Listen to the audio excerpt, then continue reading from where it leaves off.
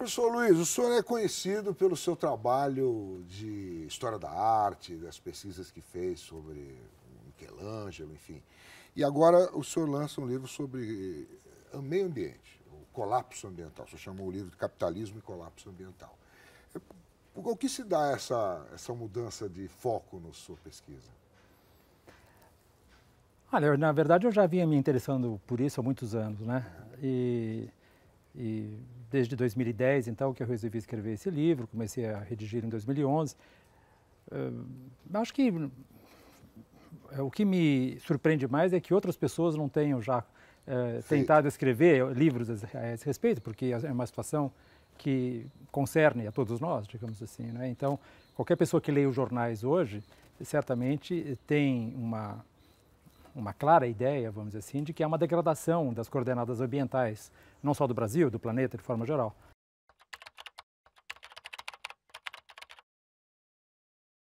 E o senhor foi buscar respostas e conseguiu respostas ou só conseguiu mais dúvidas nesse seu caminho aqui? Não, eu acho que, é claro que as questões são ainda muito complexas, elas são, pela própria natureza dela, a complexidade não permite respostas simples, mas algumas certezas são evidentes, né? Algumas certezas são indubitáveis. Por exemplo, que há uma degradação das coordenadas ambientais, de forma geral, do ponto de vista do desmatamento, do ponto de vista das mudanças climáticas, do ponto de vista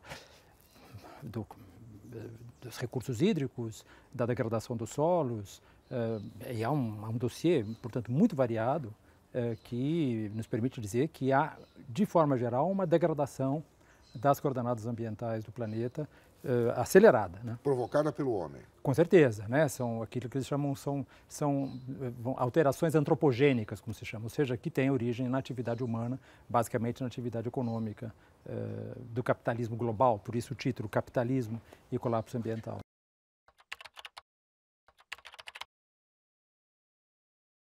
Esses dados eles estão disponíveis, é possível pesquisá-los em organismos internacionais, tudo, como o senhor fez aqui, né? O senhor foi buscar esses dados para amarrá-los num pensamento. Qual o pensamento que perpassa essas informações que o senhor compilou aqui? Digamos assim, se eu puder resumir em uma ou duas teses, vamos dizer assim, aquilo que motivou o livro, em torno do que o livro gravita, digamos assim. A primeira tese é que o capitalismo é, por definição, um sistema expansivo.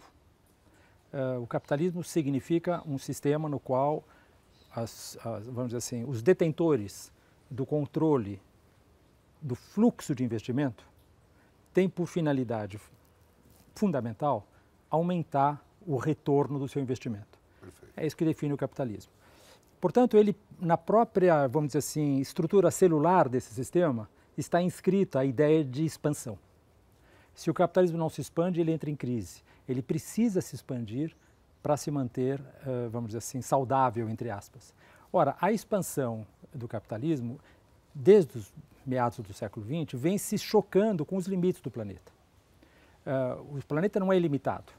Aquilo que nós chamamos hoje as pegadas ambientais do homem, ou seja, a marca que o homem deixa na estrutura da biosfera, é hoje cada vez mais evidente, mais grave, e nós claramente percebemos que a biosfera não tem mais condições de suportar esse vetor expansivo do capitalismo.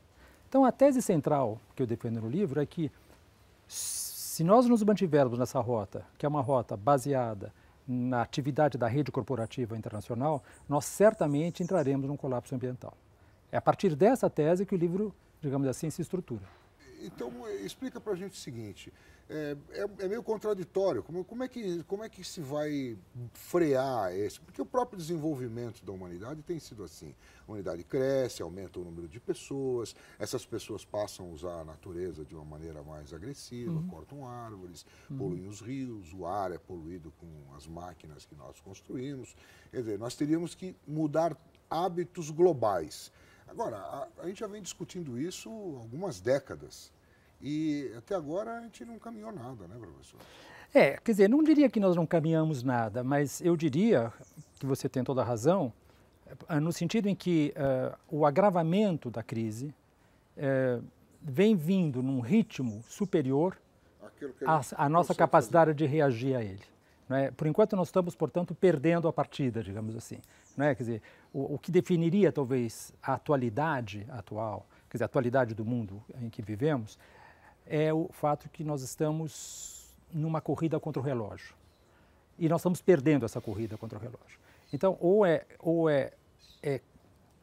nós tomamos consciência de que é preciso reestruturar completamente quais são vamos dizer assim, os vetores fundamentais e as premissas fundamentais da atividade econômica, ou nós fazemos isso, ou nós vamos ter um futuro muito pior do que aquele que essa mesma economia nos permitiu até agora.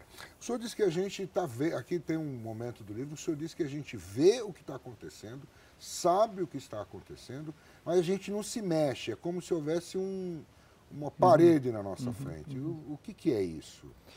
Eu acho que existem vários fatores. Existem fatores econômicos e políticos, evidentemente, no sentido de que a sociedade não detém o controle, como eu dizia agora há pouco, ela não detém o controle do fluxo de investimento. Esse fluxo de investimento, ou seja, quem tem o capital, é que decide o que ele vai fazer com o capital. E, portanto, nem você, nem eu temos a possibilidade de definir quanto dos recursos humanos serão investidos em petróleo ou serão investidos em energias alternativas. Quem detém isso é a Exxon, a Shell, a British Petroleum, a Petrobras, etc. E não são muitas empresas, né? Isso é uma rede corporativa extremamente concentrada e centralizada. Então, evidentemente que nós não temos o poder para definir qual será, vamos dizer assim, o próximo passo da humanidade em termos de atividade econômica. Esse é o primeiro ponto. O segundo ponto, e portanto seria necessário termos esse controle, ou seja, seria necessário que houvesse um aprofundamento da democracia, de tal maneira que nós tivéssemos efetivamente a possibilidade de decidir mais democraticamente o que nós vamos fazer com os recursos humanos, com os recursos de capital, com os recursos naturais, etc, etc. Então esse é o primeiro ponto. Eu acho que o segundo ponto não é menos importante, que é o fato de que a humanidade, de forma geral, se desenvolveu a partir de uma premissa que até o século XIX, mesmo até o começo do século XX, era correta. Era a ideia de que quanto mais coisas nós fôssemos capazes de produzir, quanto mais excedente nós fôssemos capazes de gerar, mais seguros nós seríamos em relação ao futuro, às intempéries, à própria agressividade das outras espécies, à própria agressividade, ao bem-estar de forma geral, né? E nós formamos a nossa, vamos dizer assim, estrutura mental a partir desse postulado. É muito difícil quebrá-lo, e nós devemos quebrá-lo. Por quê? Porque a partir do século XX, vamos dizer, do segundo pós-guerra, a partir de 1945, com a grande expansão do capitalismo internacional, etc., etc., nós hoje começamos a perceber que quanto mais excedente nós geramos, mais inseguros nós nos tornamos. Ora, fazer essa inversão vamos dizer assim, naquilo que nós podemos chamar uma forma mental muito estruturada, muito fortemente enraizada na história da humanidade, é muito difícil. E, portanto, quando alguém diz que o crescimento econômico é nocivo para a humanidade, parece que ele está falando uma loucura. Parece que ele está dizendo alguma coisa que vai contra o bom senso. Mas aquilo que nós precisamos, doravante, nos conscientizar é exatamente isso, ou seja, que o crescimento econômico é gerador de insegurança e não mais de segurança. Essa mudança de mentalidade não se dá da noite para o dia. E é por isso que, de alguma maneira, nós temos ainda uma certa dificuldade em reagir a essa questão, né? O senhor está dizendo aqui também no livro que o fato de as esquerdas perderem espaço, vamos dizer, no mundo atual, também contribui para a gente deixar para trás ou deixar acontecer, eu não diria que é propriamente. A natureza ser atingida, assim, eu não diria que é propriamente o enfraquecimento da esquerda, que é uma das causas dela. Eu diria que é, ao contrário, uma certa incapacidade da esquerda de remodelar o seu princípio. Ou seja, o que as esquerdas precisariam ter feito e não fizeram, mas sempre é tempo ainda de fazê-lo, seria exatamente incorporar a questão natural na sua plataforma de lutas, no seu ideário. E essa questão permaneceu na esquerda muito secundária, muito marginal, muito periférica, não é? A questão da luta social sempre foi a questão que definiu, né, a esquerda, ou seja, como nós vamos criar uma sociedade no qual a redistribuição do excedente seja mais democrática. E isso, claro, é um grande ganho, mas a questão fundamental não é mais discutir apenas a redistribuição do excedente, é discutir a ideia mesma de excedente. E isso as esquerdas não foram capazes de pensar até agora, ou seja, é preciso que nós sejamos agora capazes de entender que o excedente não é um bem em si. Ele pode ser um bem se ele estiver de acordo com as coordenadas ambientais, com os nossos limites, com os limites da biosfera. Mas a ideia de crescer a economia por crescer, ela não é alguma coisa, mesmo que essa economia seja redistribuída, mesmo que os bens produzidos sejam mais distribuídos. Portanto, é necessário pensar de outra maneira, a partir de uma outra premissa, e essa premissa a esquerda, a meu ver, não adotou ainda, pelo menos setores fundamentais da esquerda. Há outros setores que sim, são setores menores, mas sim. Mas, hegemonicamente, a esquerda ainda pensa na ideia de que é preciso redistribuir o excedente sem colocar em causa a questão do excedente, propriamente dito. Sim. Teve um momento nas discussões sobre o meio ambiente que se tentou trabalhar com ganhos de capital para quem investisse em energia mais limpa, né, economia de carbono, vamos dizer assim. Esse rumo se perdeu? O senhor acha que ele ainda pode ser recuperado? Porque não se fala tanto mais nessa questão dos negociar créditos de carbono, né? Não, os créditos de carbono foram definitivamente um fracasso, né? Eles não se mostraram realmente nada efetivos. Eu diria que o que se fala muito fortemente hoje é a ideia de taxar o carbono. Né? A ideia de taxar o carbono, fala esse tempo todo nessa questão de taxar o carbono. Que eu acho que, evidentemente, é preciso que haja um imposto sobre os combustíveis fósseis, isso sem dúvida nenhuma. Mas, a meu ver, essa questão ela é ainda completamente irrealista, no sentido seguinte, que a economia internacional não só não está taxando o carbono, como ela está subsidiando os combustíveis fósseis. Existem subsídios da ordem de centenas de bilhões de dólares internacionais por ano que estão sendo dispendidos pela sociedade para sustentar o lucro das grandes empresas de petróleo. Ora, como se fala em taxar o carbono, se nós, na verdade, não estamos não apenas não taxando, como estamos subsidiando o petróleo. Subsidiando como? Subsidiando o petróleo de diversas maneiras. Nós temos, segundo diversos cálculos, nós podemos pensar que existem subsídios da ordem de 400, 500 bilhões de dólares, outros falam em 750 bilhões de dólares, chega a se falar em $1 trilhão, por um conjunto muito grande de questões. Simplesmente esses subsídios dizem respeito a taxações muito fracas das companhias de petróleo, a financiamentos. O financiamento público dos investimentos de petróleo são enormes e nós temos que levar em consideração o fato seguinte: grande parte das empresas de petróleo no mundo, se medidas pelas suas reservas, elas são estatais. Elas não são... É claro que, por exemplo, você pegar a Exxon é uma empresa gigantesca, mas, por exemplo, a Petrobras ou as empresas de petróleo da China, etc., elas, na verdade, são maiores em termos de reservas de petróleo. E essas empresas... Elas estabelecem quais são os seus próprios procedimentos tarifários, né? E, portanto, há um subsídio enorme dessas empresas. É totalmente, vamos dizer, hipócrita falarmos em taxação sobre o carbono quando nós temos, por enquanto... Porque quando você subsidia o petróleo, o que você está fazendo? Você está dificultando o investimento em fontes alternativas de petróleo. É claro, se você subsidia um setor, você está prejudicando o outro. E, portanto, a primeira coisa que nós temos que fazer é fazer com que o petróleo tenha o valor real dele. Ultimamente, com o avanço aí dessas fontes alternativas, os árabes abaixaram o preço do petróleo de uma maneira que torna inviáveis esforços aí para se usar combustíveis biológicos, enfim. Exatamente. Tem uma briga capitalista aí, né? Fortemente, né? Quer dizer, a diminuição dos preços do petróleo se deve a diversos fatores, né? O grande boom da exploração de petróleo por rocha de xisto, né? A fraturação hidráulica. Ou pelas areias bituminosas no Canadá e também pela diminuição da atividade econômica com a desaceleração da China. Mas tudo isso nós devemos pensar que é conjuntural. O que é claro é que nós temos uma expectativa de aumento do consumo de petróleo, isso você vê claramente, quer dizer, hoje nós estamos consumindo 92 a 93, talvez 94 milhões de barris de petróleo por dia no mundo.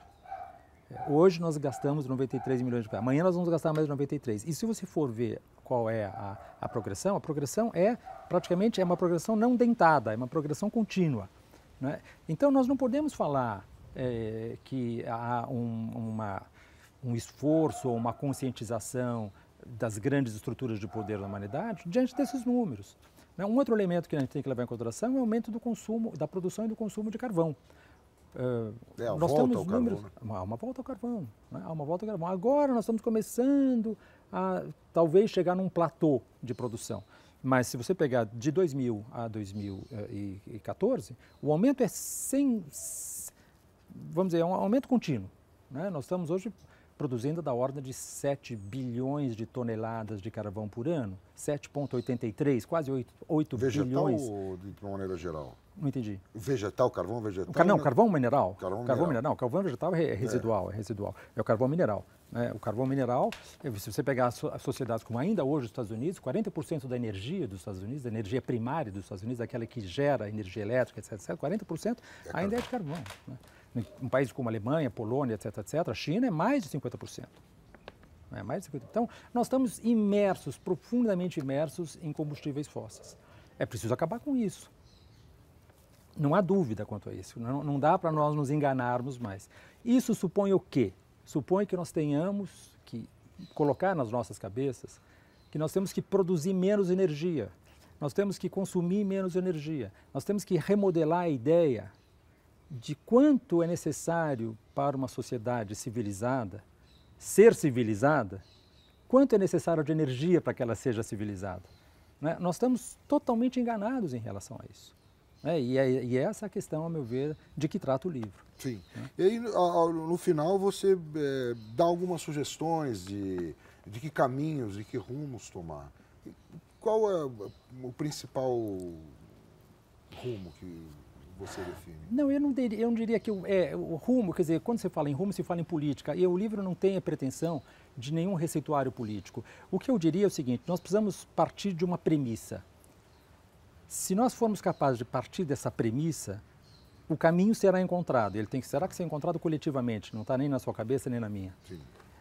E a premissa básica, a meu ver, é a seguinte: nós não podemos continuar nessa rota. Nós temos que mudar de rota. Em que sentido nós temos que mudar? Nós temos que mudar no sentido que nós temos que desmontar a estrutura do capitalismo global.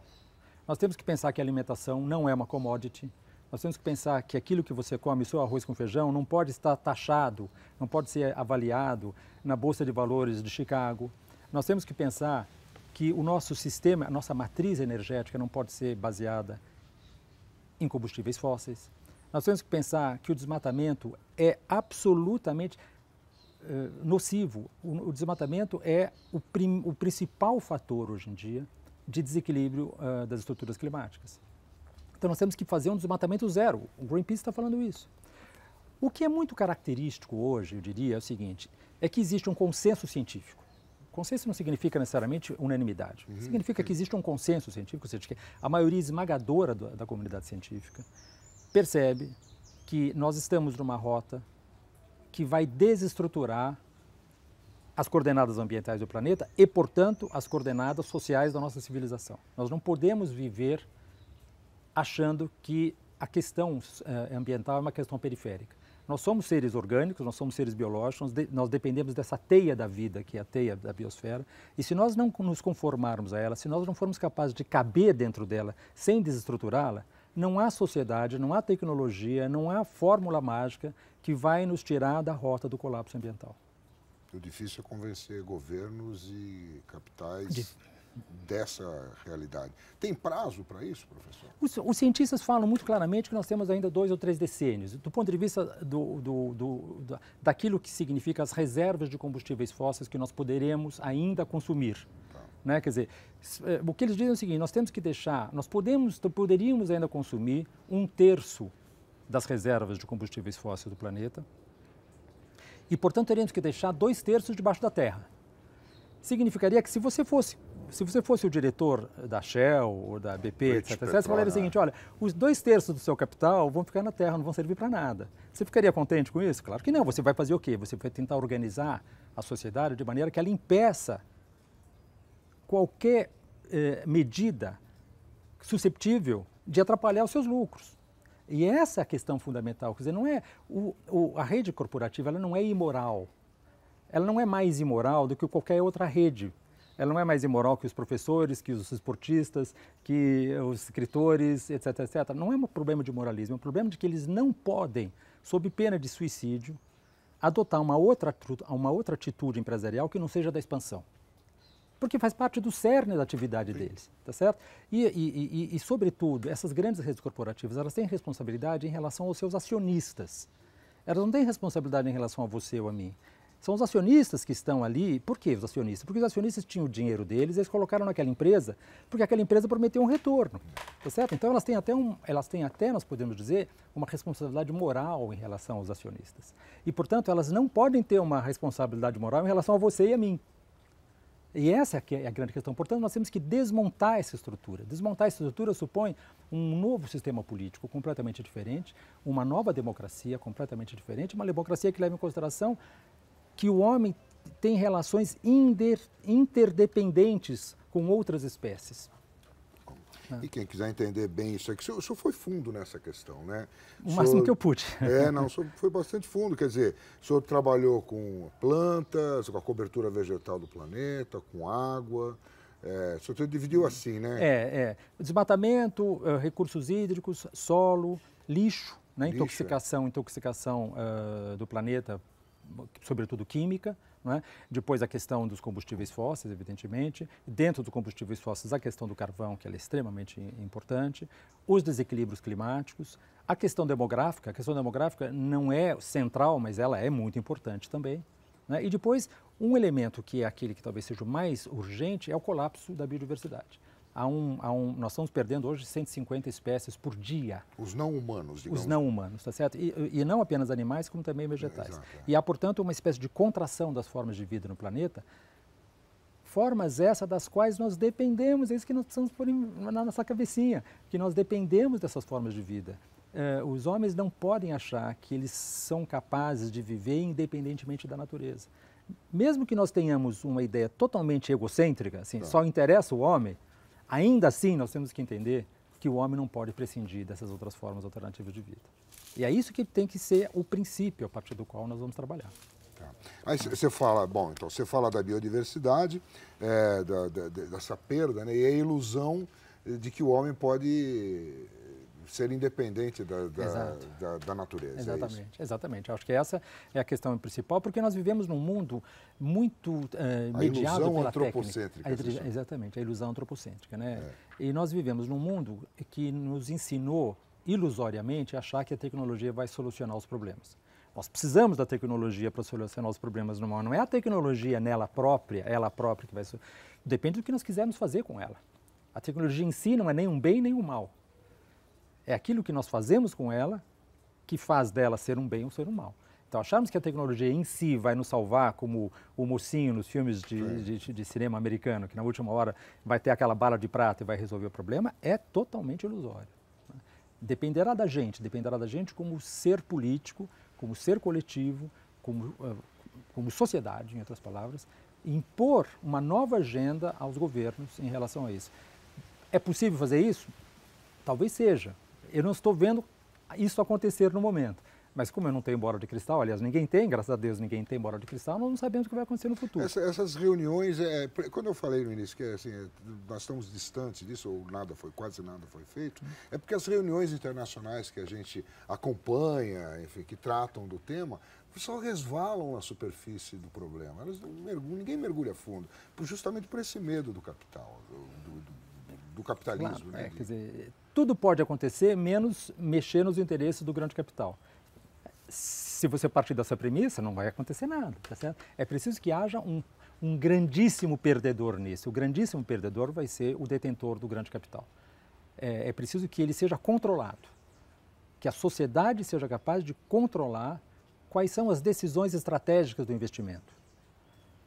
E é essa questão, que é uma questão eminentemente política. Caramba, Tá certo? É essa questão fundamentalmente política. Não é numa assembleia de acionistas que está acontecendo no 23º andar de algum prédio, que você nem sabe qual é, que pode decidir sobre a sua vida e sobre a minha.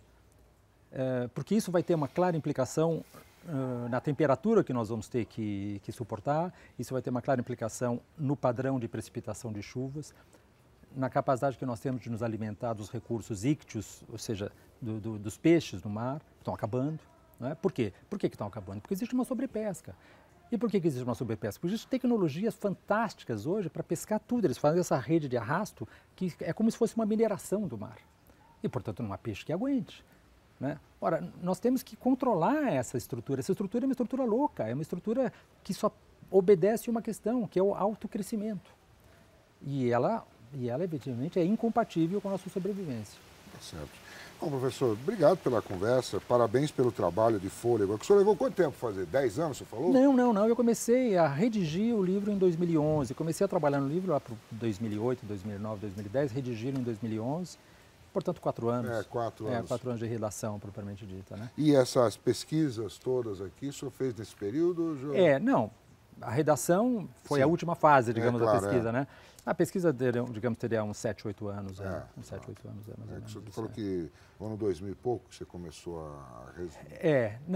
2005, 2006, eu comecei a falar, eu tenho que escrever alguma coisa sobre isso. Comecei a, vamos dizer não assim... tem nada nesse sentido? Você diz que é... Não, acho que em língua... Não, existem pesquisas, uma quantidade enorme de pesquisas feitas na Universidade Brasileira sobre isso, muito antes da minha e muito proficientes, etc. O que me parecia importante era trazer uma proposta de uma síntese da questão ambiental, e não apenas da questão ambiental, mas das relações entre política e ambiente. Porque eu não sou um cientista, eu sou uma pessoa que trabalha no âmbito da história. Sim. Então, eu fiz uma incursão na ciência, digamos assim, mas o meu foco fundamental é como a sociedade deve lidar com essa questão. É um foco em ciências humanas, digamos assim. Tá bom. Tá certo? Muito obrigado, professor. Eu que agradeço pela oportunidade.